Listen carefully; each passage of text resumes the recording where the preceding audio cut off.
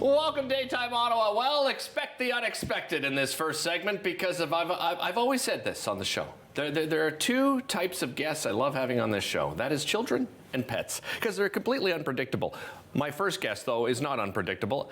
Alexis Blackburn joining me. She is an animal care expert at Pet Valu. Welcome to the show. Thank you for having me. How are you doing? I'm doing pretty good. This is a pretty busy time. You and I were just talking off camera, and you're saying as you get to Halloween, like, costumes are flying off the shelves, and then Christmas is around the corner. Everything. All right. Well, today is exciting because we're doing a bit of a fashion show today, and people are probably expecting costumes only, but we're going to start with sort of everyday apparel, aren't we? Everyday apparel.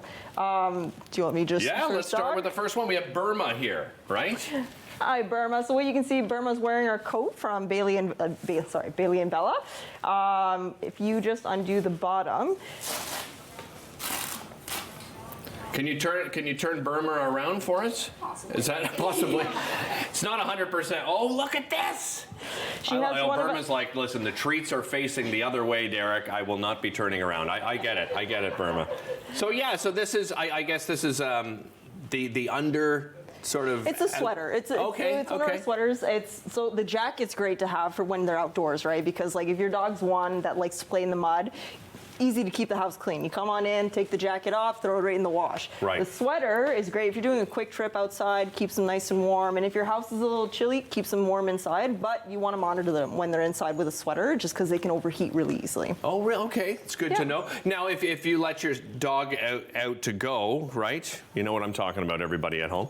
Do you have to remove the sweater, or you're good to go? You're good to go. Okay. It's cut short enough underneath that for you can see it scoops really high up on the chest, so that females and males both won't have to be disturbed with the sweater when they're doing their business. Perfect. Burma, thank you very much. And ladies, thank you very much. So we'll have you walk off, and we'll bring out our next dog. And I won't yell it because I know it's tempting. It is Stella. Stella! Okay, I had to do it. Bring on out Stella here. What is Stella wearing for us here, Alexis? So Stella is wearing our astrology sweater. It's got a cute little pocket in the back. And I know with my dog at home, when she has a pocket in her hoodie, that's where I stuff some extra goodies back there. Nice. So I don't have to carry the load. And it's, again, another sweater that you just want to keep an eye on when they're wearing it inside. But it's really cozy. It's got a hoodie on it, too. So if it does start to rain a little bit outside, you can just pop it over their head. It's really come a long way, right? Fashion for pets. I mean, it's unbelievable. This is a nicer sweater than most of the ones I have in my closet. All right, thank you very much, Stella. We'll have Stella walk off here.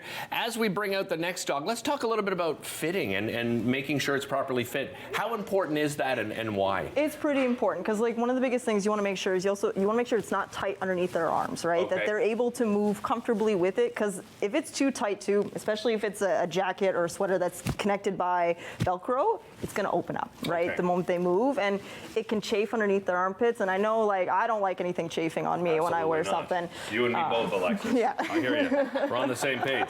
Let's talk Kamek here. Tell me a little bit about what Kamek's wearing. So Kamek is wearing one of our fall jackets from Bailey and Bella. My coworker's just going to take off the jacket so you can. Oh. Kamek's like, no, you're not. Kevin said, good luck, he says here. Okay. This is a great outfit, right? Moving into fall and the colder weather, right? A jacket like that is fantastic. It is fantastic, and I like that it's very fashionable with the buttons on the top. Yeah, absolutely. Got some pockets on that as well, right? You were saying earlier it's nice to have. I'm a big fan of jackets with pockets. Most of my coats at home have a lot, so my dog does as well. It's great to put everything in there. Poop bags, treats, anything you really need. You don't think they chase the treats and they just end up doing this? Because that's what my Jack Russell would do. Just like, Dad, I need the treats. They're in the pocket near my butt. Thank you very much. Appreciate it, Kamek. Let's bring out our first costume, because you said Halloween costumes are flying off the shelves. They really and we are. have a Stretch here. What is Stretch wearing? Stretch is wearing our Bumblebee costume. So it's actually, he's got a hoodie on there. If my coworker can pop it up so you see the little bumblebee antennas on the top. So all of our costumes are designed to be walking costumes. So they have a fastener underneath so that it stays on them. And a lot of our costumes are also very bright, so that if your dog does unfortunately get unleashed when you're walking out, you're able to locate them really easily. Right. Right. And I notice everything's Velcro too, which is really important, right? Because it's really quick to take on and off. You know, there's no zippers or buttons for their hair to get caught in or anything like that as well. Yeah. All right, thank you very much, Stretch. We'll have you walk off. And next up is Huron, because, well, named after Lake Huron because, well, Huron's such a big dog. Oh, yeah. What is it? This is hilarious.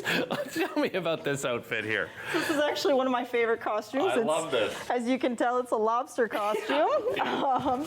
It is, so it does also have, I know right now we've got the harness that's underneath the costume. It does have a little slit on the top for you to be able to hook it through so that I see. The lobster tail can sit on his bum. And it's also designed to be able quick release with Velcro underneath. But yeah, it's really a perfect costume in my opinion. It's bright, it's colorful, it's cozy. Well, and I have to say a big thanks to all the handlers for coming in today too and wrangling the dogs here. With Huron, you can take off and eat some more treats. But you and I, let's continue the conversation a bit, because I wonder, you know, when it comes to outfitting your dog, does it depend on how active they are? What do you need to think about? 100%. If your dog's an old dog, he's short-haired, not as active, then I recommend having sweaters and everything like that, especially when you're going outside, because it's going to keep them warm. If your dog is a bigger dog, very hairy, very active, they don't really need too much of like an outfit in order to go outside. Right. Some more outfits that we have that we didn't brought with, sorry, words aren't my friends today. We also have socks. Socks are great to have as well. If your floors indoor are really slippery, they have grip underneath, like an anti-grip. So they're able to stabilize. So older dogs that are sick, when they can't walk too well if they're blind, it helps them make sure that they're stable on the surface that they're walking. So those are some great things to have. Let's talk outdoor socks, because I have a Jack Russell and I have a Maltese, and the Maltese I can put anything on and they stay on because of the fur, right? My Jack Russell, I can't keep anything on this dog's feet. I mean, because they're so slim. Like, what would you recommend in those kinds of instances? I actually use this on my dog at home, because like she's a master at kicking anything off her feet, except for the balloon, the paws balloons. Okay. They look like little balloons. You put them on. They're not too tight. Like, obviously you want to make sure you're going with the right size. Right. But I like those because I use them all year round. I use them during the winter. I use them during fall, and I use them during spring, because like it's kind of gross outside when you take your dog, and they're so easily just to remove. You just tug and it snaps right off.